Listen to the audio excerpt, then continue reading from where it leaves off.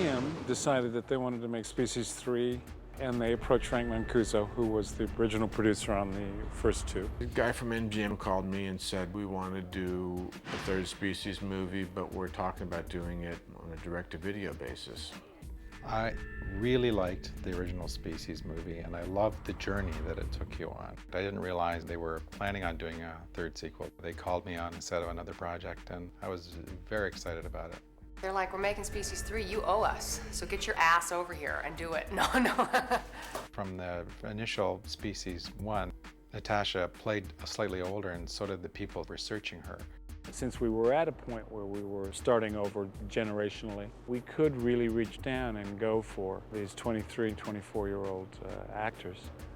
And I think we've been incredibly lucky. They brought a tremendous intensity and depth to the story. We went with the college crowd and made the professor a little younger, and we were all on the same page about what we wanted to do with casting. When you're trying to do a movie that takes a series in a different direction, it's important to be able to address new viewers. And the prime audience for these kinds of movies tends to be younger, and perhaps they weren't as well represented as they needed to be in the earlier ones. One of the story points about all the movies is that the alien species are essentially naive or innocent.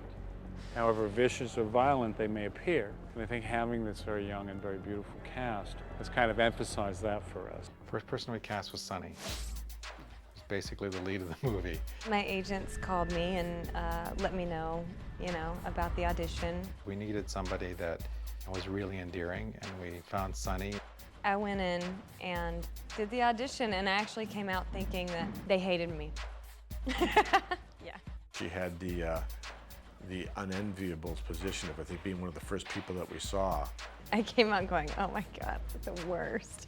But that gave me an immediate comfort level because I always knew that she was there. I actually told my manager, I don't think they liked me. And then she called me back and said, your first choice, and I was shocked. After Sunny came in, which was very, very early, anybody that came in my head, I was comparing to her. As we brought other people in, we realized, although they all had strengths in other areas, Sunny was the complete package.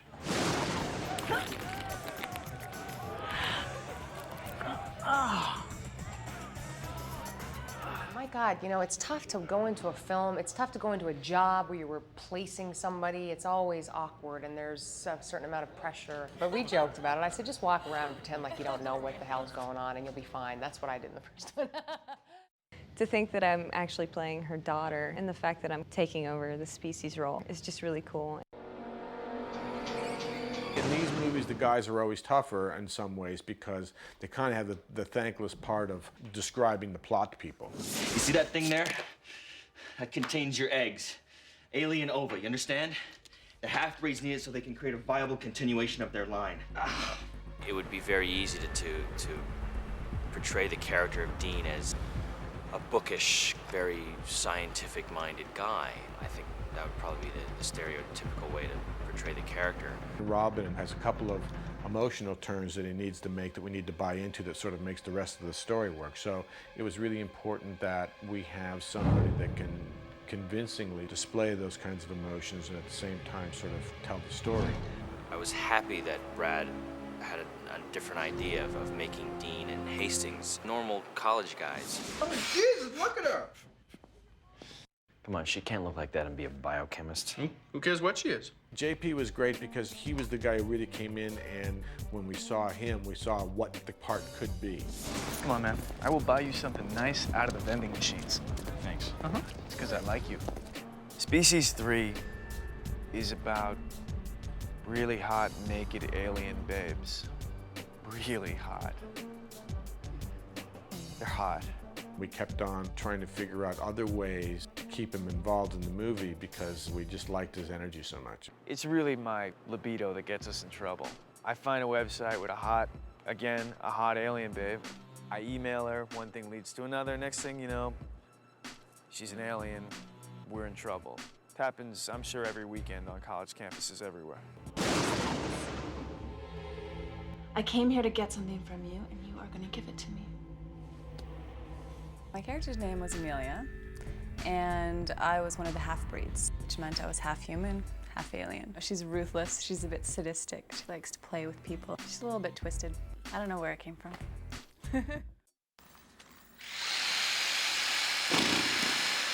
Robert Nepper plays my professor who saves this alien little girl, and suddenly these half-breed aliens start showing up on his doorstep. I'm like a star professor at the university. The kind of professor you always wish you'd had. Behold, nature's most elegant killing machine. Look at it. It's beautiful, isn't it? His students follow him and want to take his classes, and they all think he's great. They have no idea any of this other stuff's going on.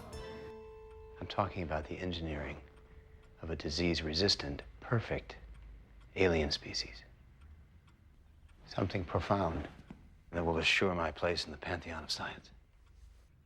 It's been great, because every time I do a scene with him, I go, how can I put a stamp on this? How can I do a little twist, like the thing with the chalkboard with the teacup? You know, I mean, that's not in the script. It's funny how, you know, you just take your imagination and it just goes off. This film was always going to be a 24p project. It was always going to be on high def. It was predetermined by the studio to shoot this film on 24p high definition, simply because shooting digital and not having to transfer 35mm film into the digital realm is an incredible time saver, and down the line, of course, a money saver. Because of the schedule, to me, there was a real appeal to being able to see live action exactly what it is that you were shooting. In our case, we had two cameras shooting simultaneously. We had two beautiful, big 20-inch high-definition monitors, and we could see while filming what the final result would be like. And if a shot would be too bright, too red, too contrasty, whatever, we would adjust it on the set, you know, live almost if you want, adjust it and boom, and we would be done. We would go home at night knowing exactly what we got. I felt very comfortable walking away from sequences knowing that we had it, as opposed to having to wait for the next day to go to dailies to see if actually the color looks the way we wanted it to, or this or that, or whatever. Those things were important opportunities that high def presented that we wouldn't have had with a traditional film. It's tricky because we're in an enclosed space and we have all these aliens flying around, you know, on wires with a solid ceiling, and so we need to shoot it all in little bits and pieces and then, you know, rig the wires through the ceiling. And so it's a little tricky in here. What was fun about it to me was it really put all the pressure back on the story. It put it all on the content. Because you weren't going to be able to spend your way out with effects. You weren't be able to say, well, you know, we'll tell the same story. We'll get this guy to do the monster this time instead of that guy.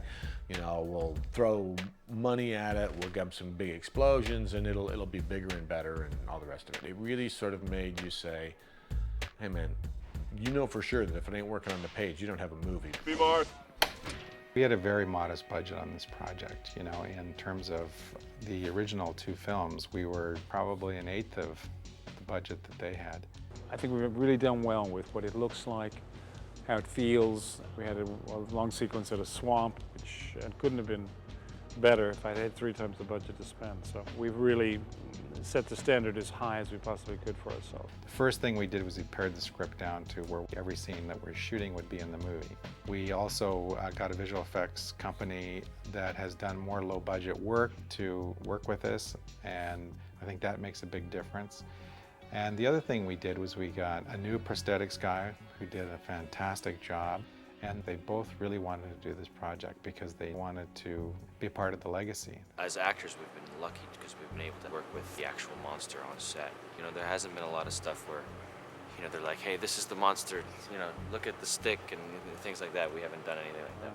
Whether it's smoke tendrils wafting through the air or blood coming out of someone's mouth, they've worked incredibly hard and used their imaginations and really come up with some startling creatures. I think there's a lot of sexual and romantic tension going on throughout the movie. The reason it's so sexy and there's such a sexual component is because that's how the original species was. This woman was out to procreate with humans and create a new species.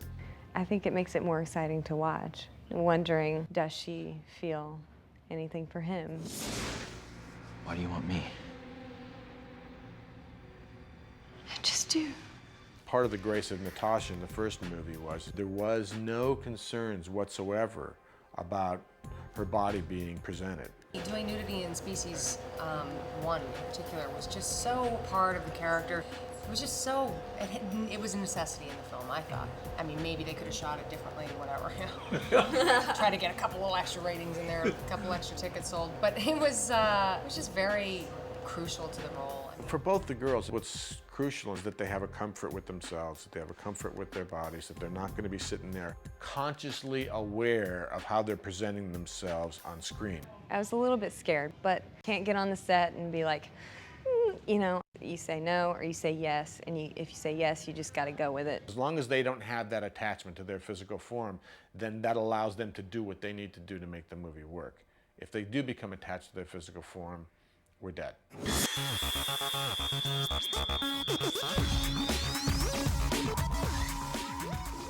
I think that women can enjoy this movie because of the strength that our species monsters have. They're intelligent and they're powerful. And so in a lot of ways, I think it's a great chicks flick. That there's always interest in transformation of characters. You start with this beautiful girl next door who has the ability to just sort of turn into this, you know, predator, monster kind of character. There's something inherently interesting about that. There's something that is a fun dynamic to watch. All of these stories are told over and over again in every film we see, in every television episode.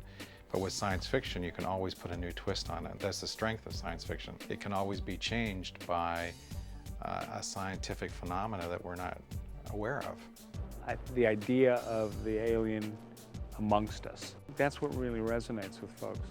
Not to say that I feel this way all the time, but I do feel occasionally like there's one of those hiding inside of me. And I think maybe that's true of other people too.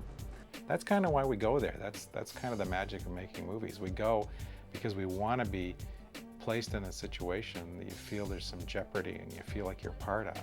You never know when this character is going to stop being the character that you perceive them to be and is going to turn into this monster, and then the whole deal's going to change. So that's part of the fun, I think, of what makes the movies unique.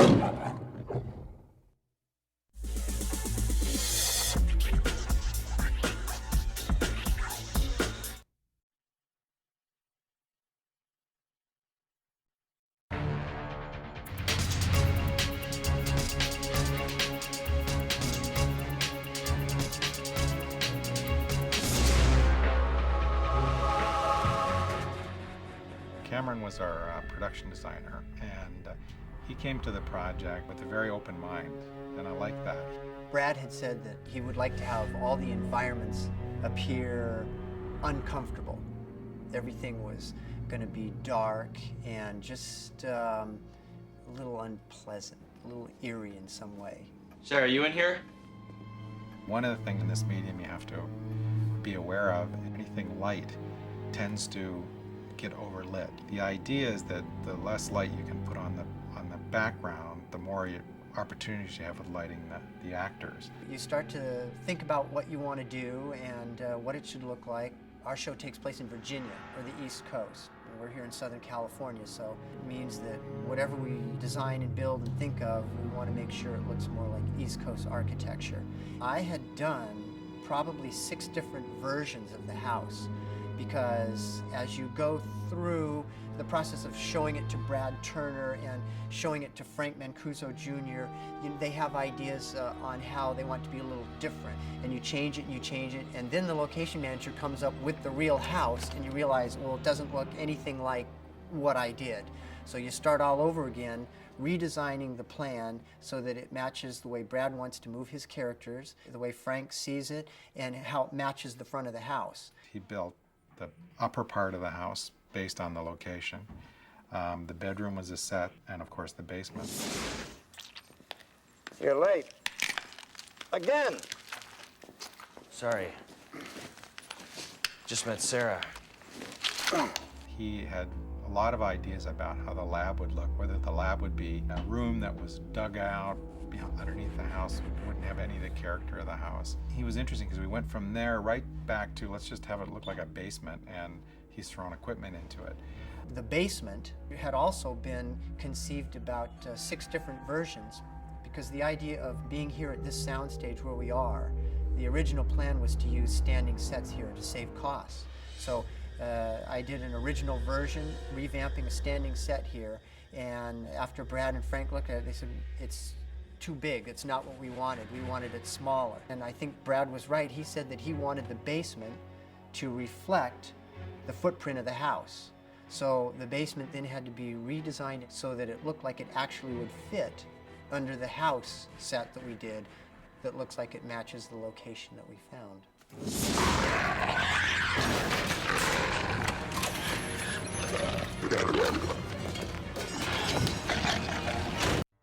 There were 3 large sets.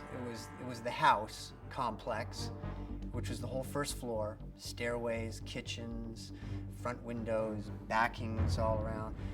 There was the basement, which just had a lot of detail in. You know, the pivoting glass windows and all the joists running up, and the shaft set, the reactor shaft.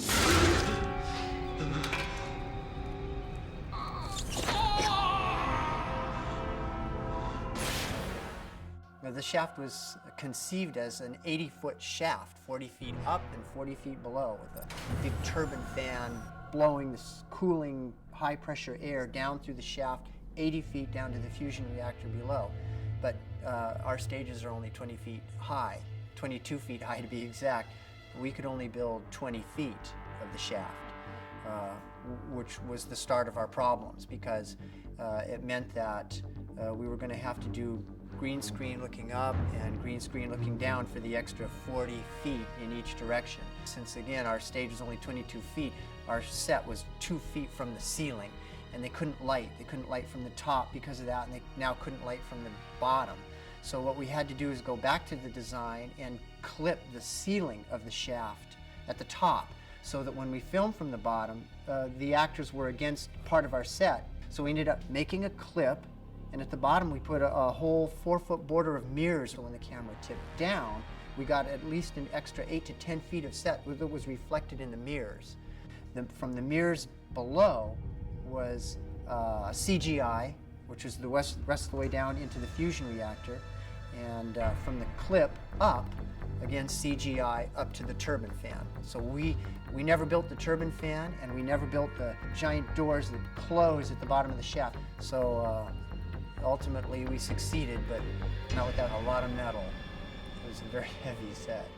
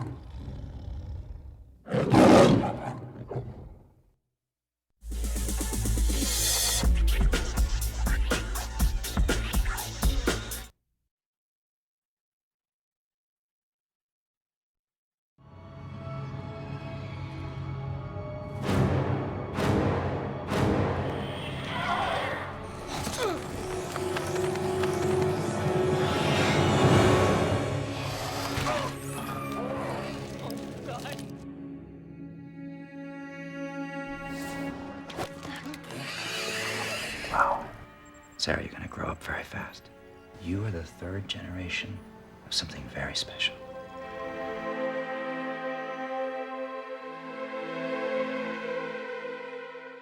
We have said to Mr. X Effects is we want them to look at what we've got, the scenes that we've got, and use whatever the most up-to-date techniques, because this technology is moving forward all the time.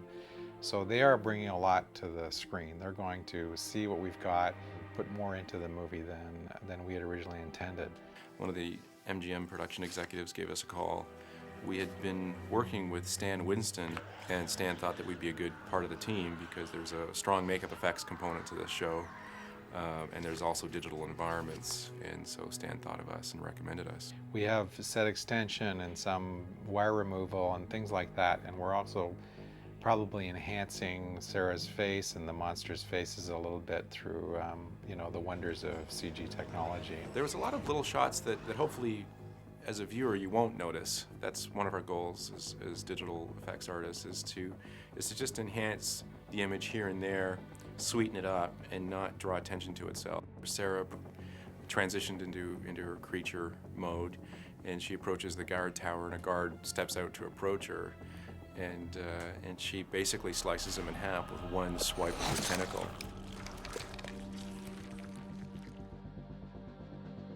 The design and integration of a lot of the effects was done in tandem with Rob Hindestein and our company, Mr. X. We took a lot of Rob's textures off of his suit, and we scanned them digitally so that we you know, were true to his paint and his design. And so there was a great collaboration there. He would rely on us for certain things, and we would rely on him for certain things. The way to really do a movie of this sort is to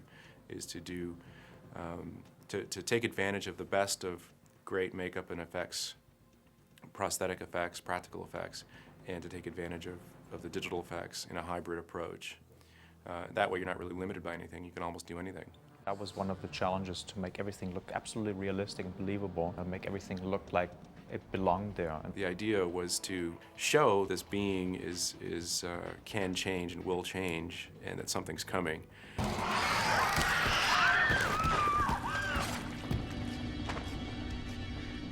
Brad was really big on subtlety. He thought that sometimes it's better to show less and let the audience fill in as a more powerful way of telling certain points.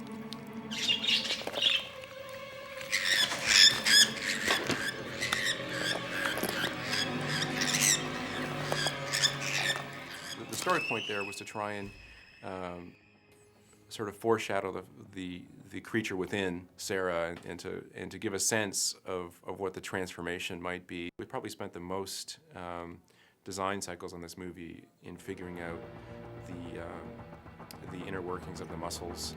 Frank and Brad wanted a bit of almost a metallic, sort of high-tech look.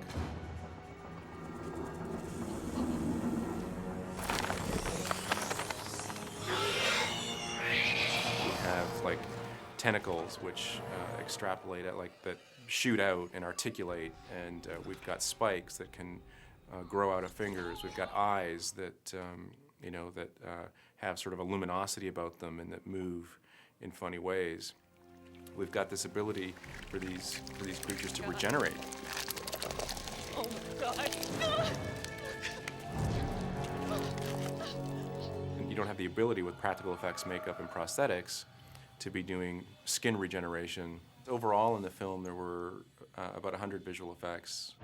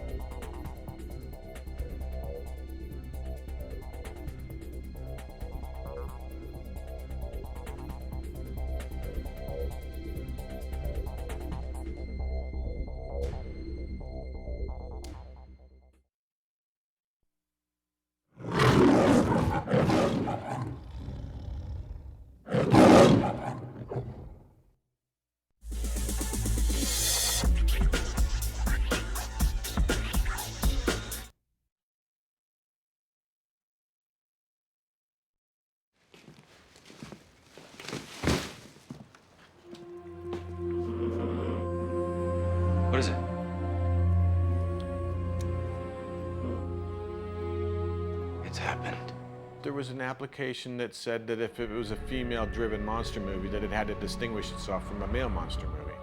Vampire movies are kind of sexy. So the genres I didn't think were mutually exclusive, and I thought that they spoke to each other relatively well. The key was to be able to create a creature that I felt like was sexy. Frank and MGM wanted to go a different direction than Giger or Geiger Designs. It wasn't as much trying to stay away from that as we wanted something a bit different, because this species is a different species. Sunny's a new breed. She's something very much different than Syl was originally. So it wasn't a budgetary or copyright issue. It was more, we want to go a different direction. This was a change of the guards. They wanted something new, something that could go from here on its own, something that wasn't dictated by what had been done before, which gave us a lot of freedom to design outside of the box. And that's what Frank wanted. He wanted something that was not the same thing we'd seen already. Rob came in with some designs that he had worked through his shop, and we liked them. And with not very much modification, we went with his vision of what Sarah would look like. It had to also share elements of the first two films. You know, it had to have the same flavor. We wanted to go with something that was more of a departure from the first two films, but still stay within the realm of being a combination that's very organic and very metallic. When discussing the designs with Mancuso and with the director, we wanted something that looked like it could be in silhouette just a female form. Something that looked beautiful, looked sleek. The design for the face and the hair had to look like it was a female in profile. So we designed something that kept her facial features very feminine, very small. Her body itself was designed around the stunt woman, so it was very thin latex suit, because they wanted something that could move quickly, that could move stealthily, that didn't look like it had a lot of mechanical parts to it. Rob Henderson, who created the suits, went out of his way to make them work for us stunt-wise. Once you're within the suits, and they can be quite hot, they were made so the stunt performers could do the actual stunts in them. That was always first and foremost in our minds, as well as Rob's. It's not too bad. It's actually pretty comfortable. Yeah. I thought it'd be hotter. It's not that hot. You know, when we're not working, we can open it up, vent it out a little bit. You want to help her take this off? I would do it, but I'm at a break. We were given one suit per effect.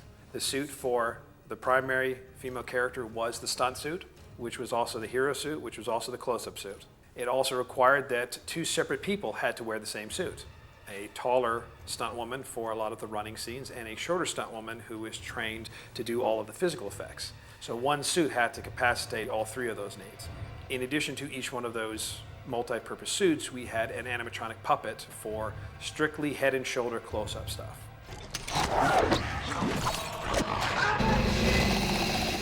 We built 3 suits and 3 puppets. We don't actually use the Amelia suit in the film that was cut. So we only have we have a Sarah suit, and we have a Yosef suit, and then we have a Yosef puppet, you know, head and shoulders. And then we have a Sarah puppet, which is head down to waist, and then we have an Amelia puppet. Those are the 3 new creatures in the movie that are a departure from the first 2. You know, genetically, they're a higher species. The male obviously is a lot bigger, you know, more impending, bigger teeth, you know, bigger head. A lot beefier. She's a lot more streamlined. Yosef is the next step up, and then Sarah is several steps above that on the evolutionary food chain. Well, we're getting ready to do a close-up on the hero puppet, so we're just doing some last-minute touch-ups on the face visually in terms of the paint, makeup, and color and stuff like that. And I think we're going to be adding some sort of sliminess shortly, too.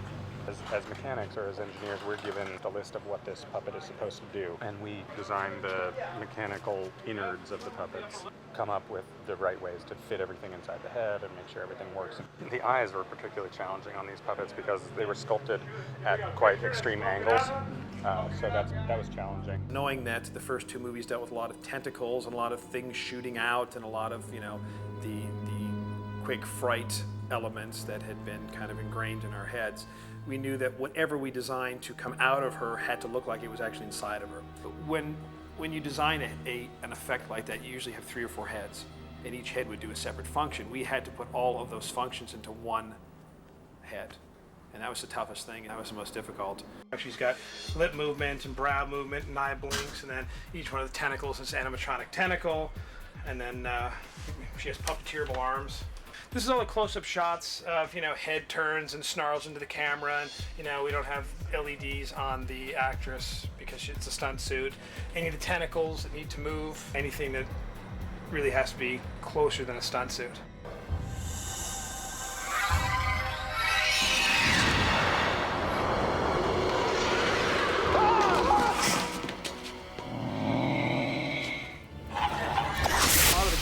Like myself and my partner, Joel, had worked on the other films. We knew what worked and what we knew what didn't work, and with that in mind, we came in and we were able to do new things. Amelia and Yosef both had alien deterioration makeups applied to them. They were a combination of burns. I did a bunch of computer designs in the beginning and showed Frank, and he picked the ones that he thought was most appropriate. It took about 3 hours to apply any one of those makeups with 2 artists working. And on any given day, we'd have a double, so we'd bring in more artists for that. Every day that we shot the suit, we would spend an hour and a half after we shot and wrapped to refurbish the suit as best as it could be refurbished. We ended up having 3 suits and 3 heads, and that was it for the entire film. And those 3 suits and those 3 heads had to take all of the abuse in that month of shooting that they could get away with. And once those suits ripped or broke, that was it. Aside from trying to patch it, it was, you spray paint it black and you hope the audience doesn't see it, and you keep going. When you have a modest budget like we did on this show, you creatively have to figure your way out of a lot of effects that you just can't do. Effects that you want to give the producer and the director because they could be really interesting effects, but that you don't have the money for them. I have to really, give my crew the credit where credit is due, because we worked really long hours, and a lot of these guys came in and did the work because they wanted to do it, knowing full well that they weren't going to make their rates, but that this was going to be a fun job and we were going to get to do a lot of creative things. And it was part of a franchise. It was part of this series of films. He did a lot of things practically that we were planning on doing CG. For example, when Yosef bites the bat out of Dean's hand, it was a practical gag on that. A lot of the tentacle work going in and out of legs. When Portis explodes and all the tentacles come out of him, that was a practical effect. And all of these things, we didn't know how well they were going to work on set, and we always had the backup plan that we could CG anything and change anything we needed to, but a lot of that stuff is working, so Rob was batting them out of the park most of the time. It was a really positive atmosphere because Frank and David Dwiggins, the producer, and Brad Turner, the director, really kind of gave us carte blanche to create. And they knew that we could solve a lot of problems with the budget. If they gave us parameters as what they wanted the effect to be, we could come up with ideas for that and creatively solve a lot of their problems. So they kind of let us, just go forward and create, and that's what we did. And it was a good experience, being able to just do that.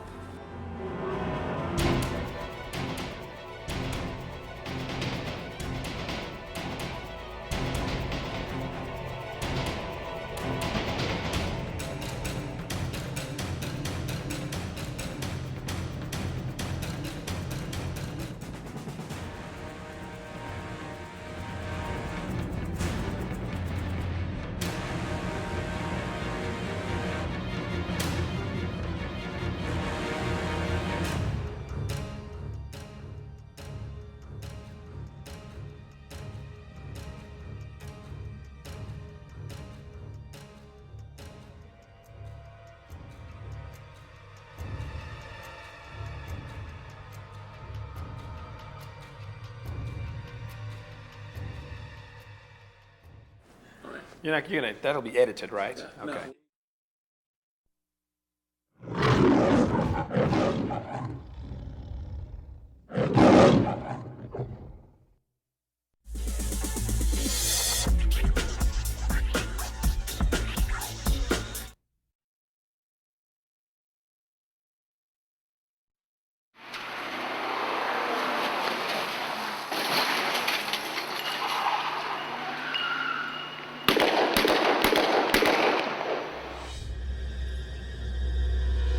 Had an effect they wanted to do where a security guard gets cut in half, and they they really didn't have the budget for it. And so the compromise was is that since I had done other makeups before, and I had a life cast of my own and a body cast, I said, well, you know, why don't we just, since we have the stuff, make that character me, and I'll do the part, and then you'll get basically the makeup for free.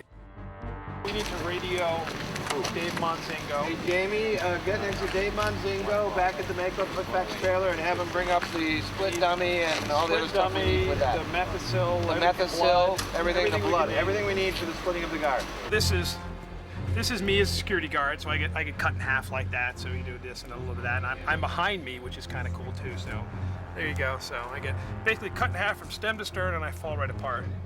Cutting sequence, what's going to happen? So we're here like this, and fire's gun, boom, boom, boom. We'll overlap that, fire's gun, boom, boom, boom. And then as he turns, we drop like this. Right, and you turn around. Through his legs, you're going to see her standing in the distance. And she's got to be just silhouetted against the smoke and stuff, you know, just a total silhouette. Just standing there.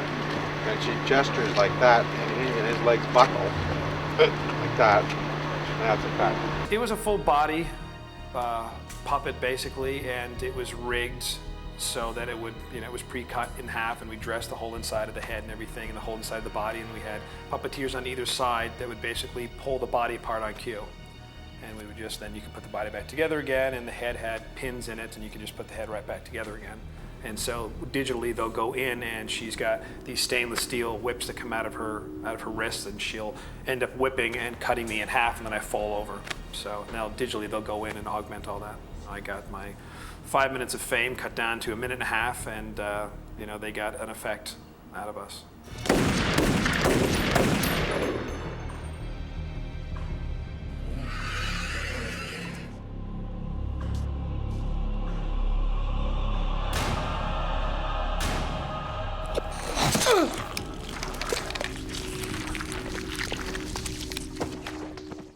You know, it's funny because a lot of people have wanted to do that to me for quite a while. So it's kind of a poignant end to it all for me. There you go. Movie over, drink, and go home.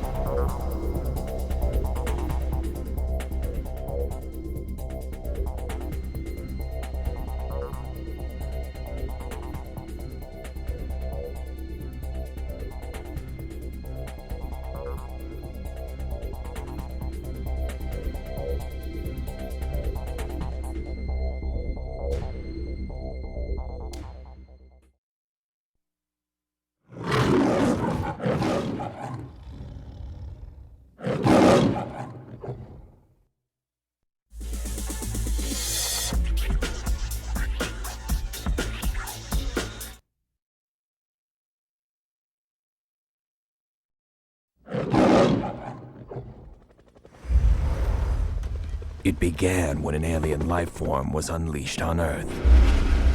Mercy 6-2, come in. Twice, mankind narrowly escaped annihilation. And now she's back. Anybody, this is Mercy. Cargo's alive. Repeat, the cargo's alive. In a brand new package.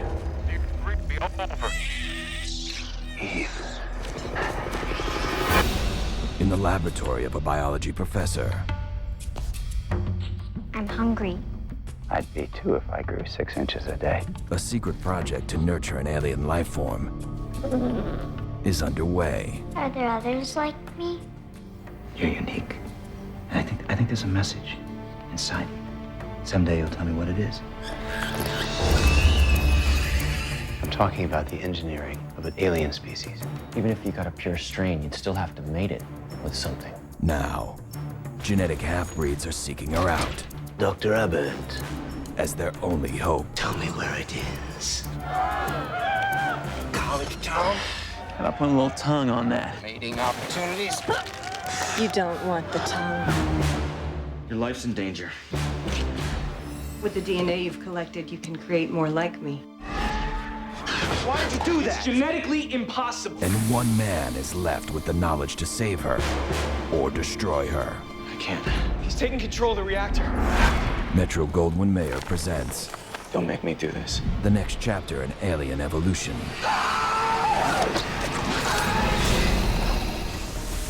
Species 3. Genetic perfection is no longer a dream. It's happened. It's a nightmare.